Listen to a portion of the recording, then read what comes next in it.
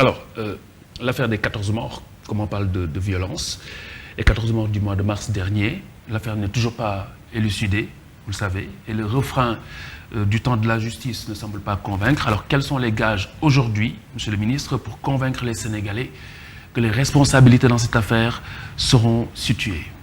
Mais ce qui est la tradition dans ce pays, il y a eu un mémorandum du gouvernement qui a été partagé. L'opposition a pensé devoir sortir son référendum comme pour s'expliquer ou pour se justifier. Libre à eux. Maintenant, cette affaire-là, elle a été engagée au niveau des séquences judiciaires, puisqu'il y a eu des mises en examen sur la base des faits générateurs. Maintenant, ces questions-là vont être adressées par la justice. Vous avez raison de dire que vous n'allez pas vous satisfaire de la formule classique. Le temps de la justice n'est pas le temps du journaliste ou du politique. C'est le refrain, oui. Mais le gage principal, c'est que nous sommes dans un état de droit. Et cette affaire-là, elle a engagé de sérieuses difficultés dans les familles qui ont perdu un être cher. Et qui attendent. Et qui attendent. Que justice soit faite. Et qui, du point de vue de leur qualité de citoyens, sont en droit d'avoir une réponse à leurs questions. Comment tout ça s'est passé? Pourquoi j'ai perdu un fils ou une sœur? Je voudrais que la justice se saisisse de la question dans des procédures que la justice, elle seule connaît, qui est celle de l'action publique, voilà, l'action civile. Donc voilà, des procédures, si c'est des choses à résonance pénale, les juges feront le travail. Donc, moi, j'ai toujours, moi, d'un point de vue de ça, moi j'ai un principe par rapport à la justice de notre pays. Je souffre chaque fois qu'on dit du mal de nos magistrats, pour une raison évidente. Ce sont des personnes ou des personnalités qui ont l'éthique, qui ont été formées, qui ont un engagement et qui ont une épreuve difficile d'arbitrer au-delà de ce que prescrit le texte comme étant un élément caractéristique d'un délit ou d'un crime.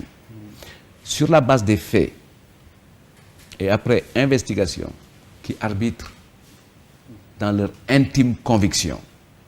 Donc je crois qu'un bon républicain, et au regard de ce qu'est notre justice de par le monde, nous sommes dans le devoir de témoigner de façon permanente de notre respect à notre justice. Oui. Il faut respecter nos magistrats, il faut respecter notre justice. Puisque au-delà de notre propre système national, les voies de recours sont garanties. Et la qualité d'un système judiciaire, au-delà des hommes, c'est d'avoir des voies de recours. En droit anglais, on dit « remedies precede rights ». C'est parce qu'il y a des voies de recours. Ça, c'est dans le cadre de la common law. Mais qu'est-ce que vous dites très clairement, concrètement, aux familles des victimes?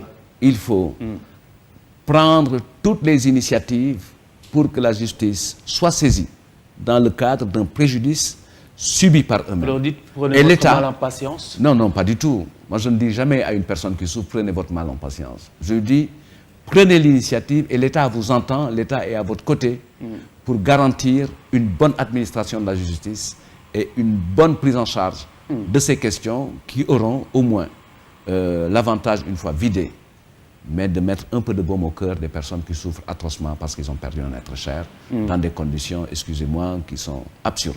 Espérons bien. Alors, jury du dimanche, nous sommes avec le ministre Seydou Gueye sur e-radio, ITV et sur notre plateforme digitale. Seydou Gueye, ministre porte-parole et coordonnateur de la communication à la présidence de la République, porte-parole par ailleurs de l'APR. Le trafic présumé de passeports diplomatiques impliquant 2 députés de la majorité, une affaire qui s'ajoute à celle de Bougazeli Seydina Fall, député également, bien entendu, qui a démissionné, trempé dans une affaire de trafic de faux billets. Certains de l'opposition, comme de la société civile, parlent de bande de faussaires pour qualifier le régime. comment, Monsieur le ministre, expliquer aux Sénégalais qu'il s'agit d'actes isolés, comme l'affirment certains du camp présidentiel? Mais moi, j'aurais bien aimé que dans votre énumération des cas de députés liés à des histoires qui lui ont valu d'aller en justice, il y a d'autres cas. Il y en a d'autres. Il y en a d'autres. Sur l'histoire de notre pays. En l'occurrence, nous parlons du régime actuel du président Macky Sall. Alors, bon, d'abord, moi je partage cette thèse de l'acte isolé. Parce qu'il ne s'agit pas d'une démarche de l'institution. Ce n'est pas l'Assemblée nationale elle-même qui a accompagné les députés qui sont mis en cause dans cette affaire. Il s'agit d'actes isolés, premier principe. Le deuxième principe, quand des situations... Mais ça, c'est déjà dit, il s'agit d'actes isolés. C'est dit. C'est déjà dit. Mais comment l'expliquer aux Sénégalais? Comment convaincre les Sénégalais? Comment expliquer aux Sénégalais que Moussa Ndiaye, qui habite à Guédiawaye ou à la Médina, a volé des poulets dans une maison? Comment l'expliquer? Comment l'expliquer? On retracerait son histoire, on retracerait son enfance. Ce qui est important, on ferait une étude psychologique. Ce qui est important, c'est de considérer que ce qu'on attend d'une personne investie d'une charge publique, c'est d'être comme la femme de César, au-dessus de tout soupçon. C'est ça notre challenge et notre défi. Oui. Quand on a des responsabilités publiques, il faut se donner les moyens d'être au-dessus de tout soupçon. Maintenant, quand on en arrive à mettre la main dans le pot de confiture, il reste les séquences contentieuses.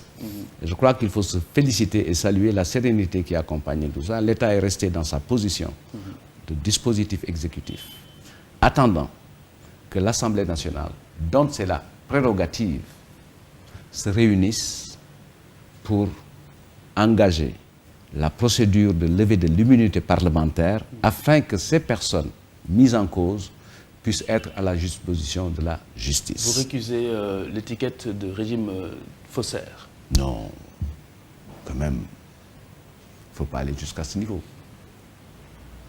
On n'a pas un régime faussaire. C'est eux qui le disent. Mais ils le disent, ça les engage. Les faussaires de la République, on les connaît. Qui est-ce? Quand on les cherche, ce n'est pas chez nous qu'il faut venir les chercher. La République, c'est vous.